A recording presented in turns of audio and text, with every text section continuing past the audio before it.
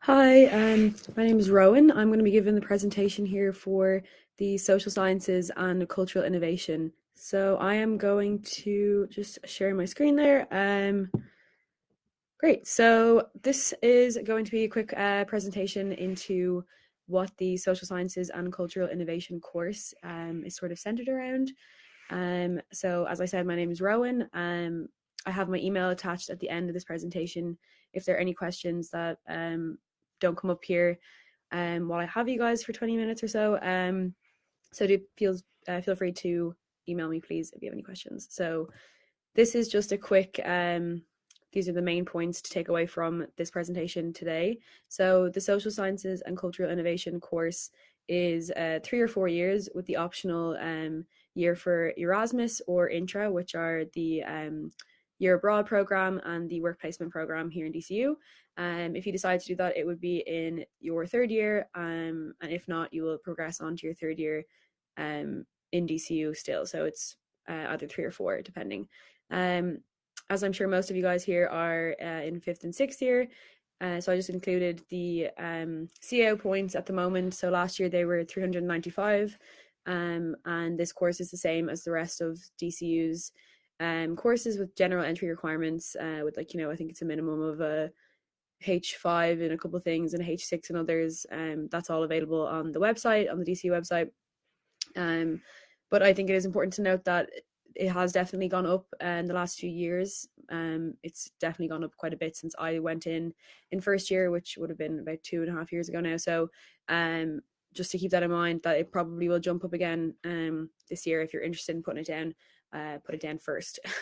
So what the course is kind of centered around is sort of media, sociology, culture, politics, and there's quite a bit of IOR, bit of law and psychology in there as well. But mostly the first 3 or 4 is what the course is really focused on. And then, so in your final year, which is the year I'm in now, you will have the option to specialize down one of the 3 strands, and I'll be explaining the options there later on in the presentation. And then finally, I think the most important thing about this course is it's really focused on trying to identify skills throughout the course that are going to be beneficial to career opportunities in the future. So that's something that I'll be talking about a little bit more, and I'll be going into detail about what modules are really helpful for that. But this course is really focused around futures literacy, which is something that you'll hear quite a lot if you decide to do this course. Um, so just to give you a quick show here of what the modules are that are mandatory for the course. These are separated into each year. So you can see there's quite a bit of media stuff in here. We have analyzing visual media texts. There's some other social class in the media and communication culture and the environment. And then there's quite a bit of sociological modules as well. So we've got power, self, and society. Again, social class in the media, which would be similar again, but just with the media perspective. It's a bit of social psychology. There's quite a lot in here. And then obviously the politics ones as well, which would be like IR here. There's some political ideologies and sub-Saharan politics, that kind of thing. So it is quite a broad course. You have the opportunity to have a look at a lot of different kind of disciplines within the course, which I find really, really nice if you're interested in looking at sociology as a whole and seeing how all of these kind of interlock together. So it might not be as detailed as studying say just politics on its own, or just psychology on its own, or you kind of get a taste for a lot of different things. So these are all the ones that are mandatory, as I said. There are options in second and third year, especially in final year, third year, for electives. So in first year you have no elective modules. You will be just kind of assigned these ones listed here. Now these are all somewhat subject to change. Now most of them have stayed the same. I think all the core modules have actually stayed the same since I have been in both first and second year. But there is a board meeting, I think it's twice a year, where they kind of go through what things aren't working and what things are. So there is a possibility of one or two of these maybe not being the same by next year, but that's not very likely. So just keep that in mind. If there's any that are really interesting to you, just maybe keep a note of them, and pay attention to them, I suppose. You can find all of these on the DCU website if you just type in BSSCI, which is busy, that's the course code for short, onto the DCU website, and these should all come up for each year. So you can also find the elective modules as well. Yeah. Oh, I suppose to mention actually the dissertation. That's something that I'll be talking about a lot more later on, but that's it's a year-long module and it is mandatory for this course. So if you're not interested in writing a dissertation, or they're also known as theses, then I, maybe don't put this down, because that is probably the most relevant part of it. It's worth, I think, about a quarter of the overall credits for this course. So going in a bit more about the modules, these are the modules that are specific to just the busy course, the social sciences and cultural innovation course. And so basically, these are really to show you what the course is about. The first one we have here, Power, Self and the Society. This is one that you'll have in your first year. I believe it's actually in the first semester as well. So it's really an introductory course, an introductory module into the course.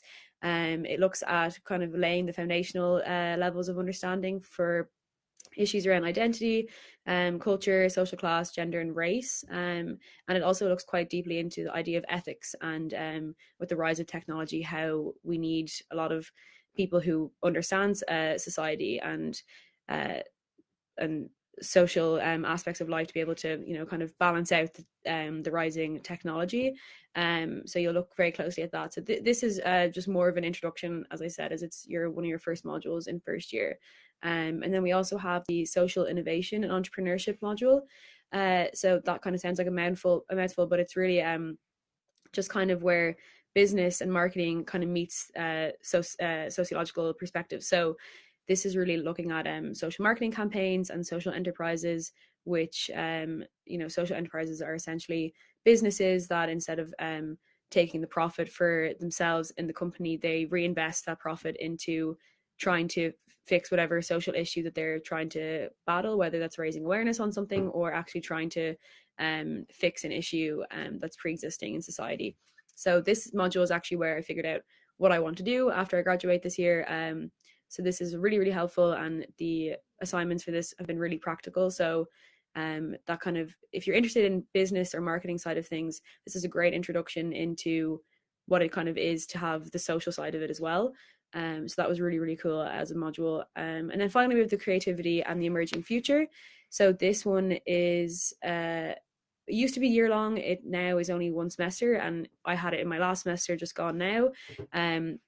So this one is really cool. It's focused entirely on how to identify those transferable skills that I was mentioning earlier, that you learn throughout the course, and applying that to being able to be employed in the future.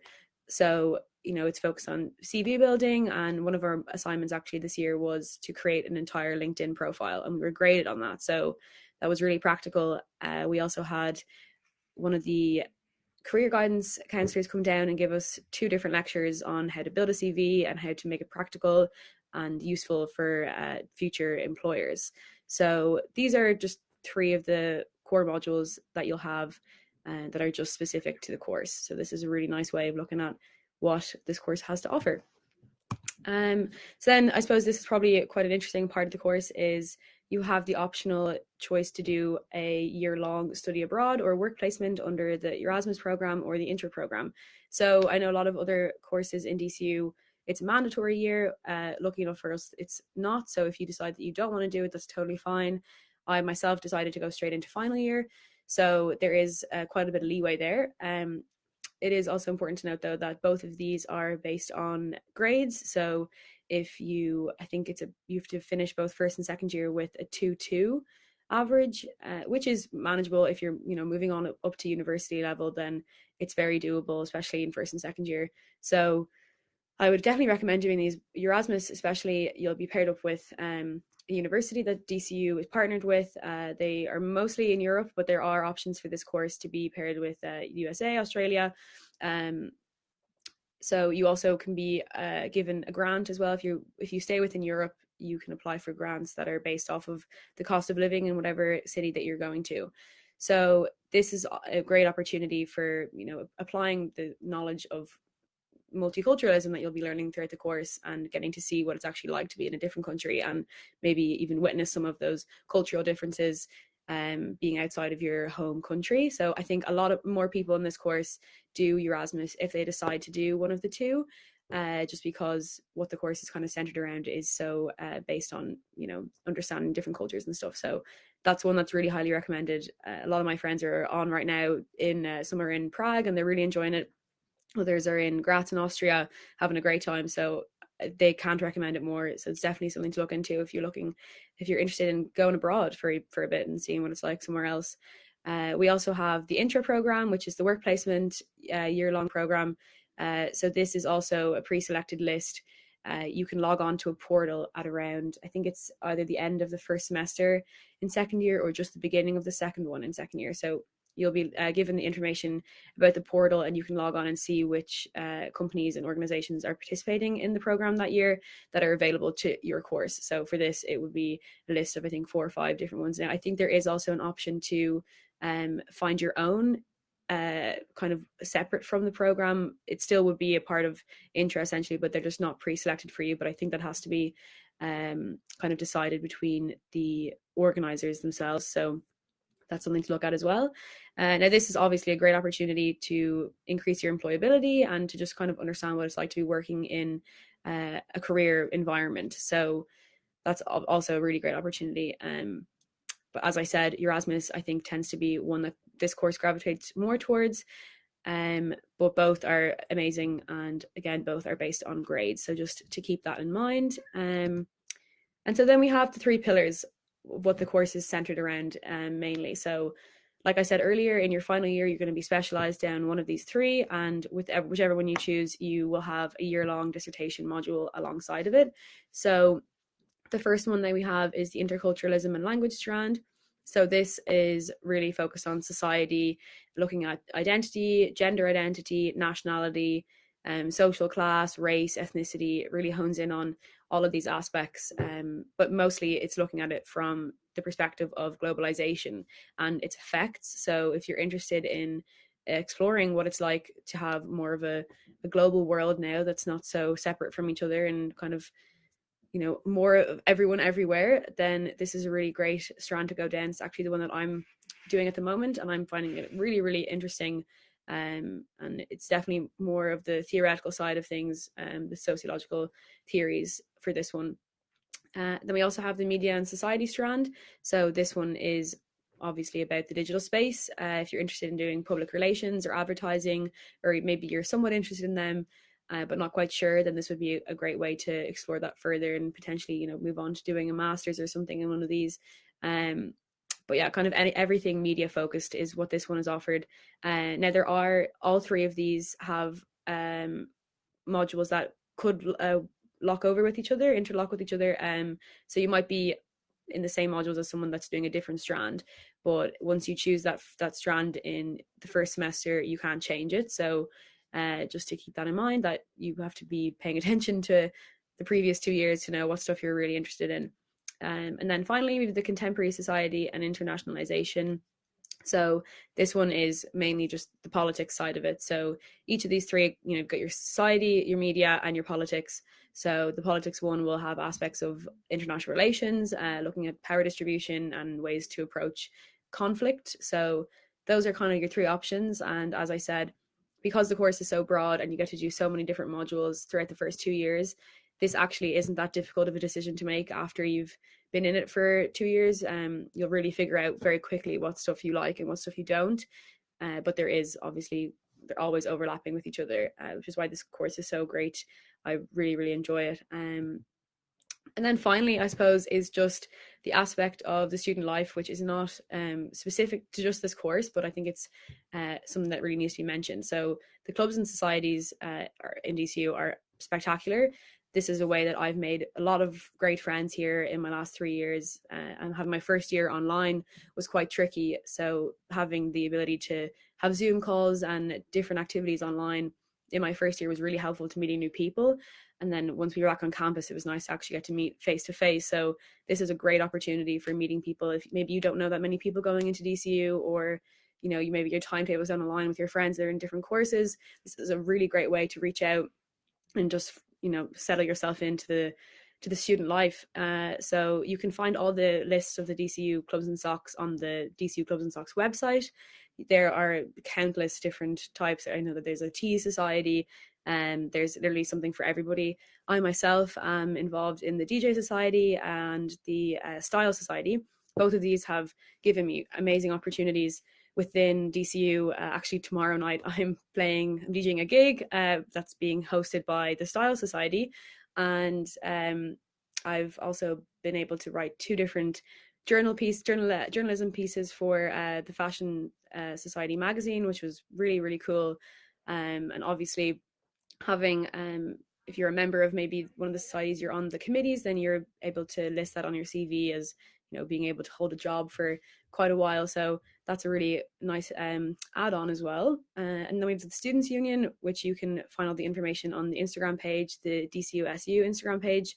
A lot of these are paid positions if you progress far enough up, and most of them are done democratically. So you'll be elected by the student body, and I myself was elected as class rep. So this is why I'm giving this presentation. So that's really cool because you're being represented by the student body and for the student body, which is really nice. We also have the nightlife aspect of DCU, which I think is one of the best in Dublin from what I can tell anyway.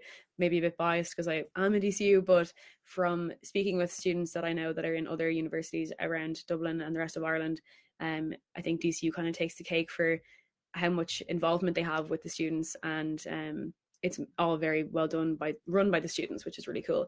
So we do have a restaurant / pub on campus, which is nice for days like Christmas Day and that kind of thing, where people all come together and have a bit of fun. It's really, really nice to have something where people can all meet together in one place. And then, of course, you'll have your course nights out. And I think this is a really nice aspect of this course, specifically the social sciences and cultural innovation, because it is quite a small course. There are only about, I think, 60, 70 places per year. So you really get to become close with everyone in your course, especially spending so much time with them in those course-specific modules.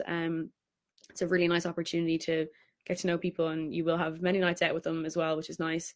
And then something I had to include in here was the DCU fashion show. This is an annual fashion show that's going to be happening in March of this year, and it is the biggest student run event in all of Ireland. It is 100% run by the students, which I think is really amazing. The production is just spectacular. I was a dresser last year backstage, and this year I'm going to be one of the stylists, which is really fun. So this is just a really cool way to see how DCU comes together, especially if you're interested in fashion or styling at all. That's a really cool opportunity. And then lastly, we have the extracurricular side of things. So this is kind of an add-on. The clubs and societies would be included in this, but for this course you have the union module, which I think actually is available to other courses as well. But this is where basically you put together a portfolio, and this will be comprised of all the information of how you have kind of benefited yourself by doing extracurricular activities. So you will be awarded an extra, I think it's either 5 to 10 credits on your final year, your degree essentially, where you explain what you've done to benefit yourself outside of your learning in DCU. So that's, you can start that as early as first year, and it'll be graded entirely in your final year, which is really cool. Also, there's a new option to do a learn a language program where you can just take up an extra module per week, and you're given an extra 5 credits as well, which is really cool. And this last one is really interesting. I've been in contact with Agnes, who runs it, one of the lecturers here in DCU. So it's a refugee buddy program, and this became really popular last year with the influx of Ukrainians that have arrived into the country. So basically you're paired up with 1 or 2 refugees every 2 weeks, I believe it is, for just an hour or two, and you can go through kind of anything like job applications or making a CV, or even just teaching some more complex levels of English and that kind of thing. And it's really nice because gives people a safe space to come and kind of get help and have a nice place to meet other people that maybe are in the similar situations. And obviously extracurriculars are great to have on your CV as well. So yeah, that's kind of all of it for me. If you have any questions, I'm happy to answer them now. Or if you would like to send me an email, that's my email there. Please feel free to email me at any point. I'm happy to answer any questions. But if that is all, then can anyone on the course take the Erasmus year? Yeah, so everyone can take the Erasmus year, but it is dependent on grade. So as I said, it's a 2-2 minimum. With Erasmus, if let's say most of the course decide to do it 1 year, they will have to become a bit more stringent on who they allow. So the grades you might need to get a better grade essentially to make it, but it really just depends on who applies each year. But yeah, I hope that was helpful for anyone that's interested. I can't stress enough how much I enjoy this course. It's really, really nice to be able to have a taster for a bunch of different things, and I've found out essentially what I want to do now, which is going into work with social enterprises. And I'm actually considering doing a master's in refugee integration. So that's really, really nice. Any suggestions on getting onto the course if oversubscribed? I'm not too sure about this one because it is just based on the CAO applicants. So if this is something that you're really interested in doing, or if it's your daughter in this case that's interested in doing the course, then I would say putting it down first is definitely a good idea, because the points at the moment are around 400. I think that's what I said at the start. But they are definitely likely to go up again. They've increased pretty steadily since this course is quite new. I believe it's only about 5-6 years, maybe 7 years old. So they have gone up very steadily since, and I think actually in my year they went up by 10%. So who is the lead lecturer for this course? Martin Toll. Actually, I should have included that on the slides, but his name is Martin Toll. If you look up on the DCU website, if you look up Social Sciences and Cultural Innovation undergraduate course, his email and photo is available on the website there under this course. So any additional information around this course is all up there as well. But you can reach out to Martin Toll if there's any other questions that you have that I can't answer. But again, please do feel free to email me at any point if anything else comes up. So this is going to end in about 30 seconds. It's an automatic finish. So thank you everyone for coming, and I hope that has been helpful. So yeah, again, email me any questions or Martin Toll on the DCU website. So thank you.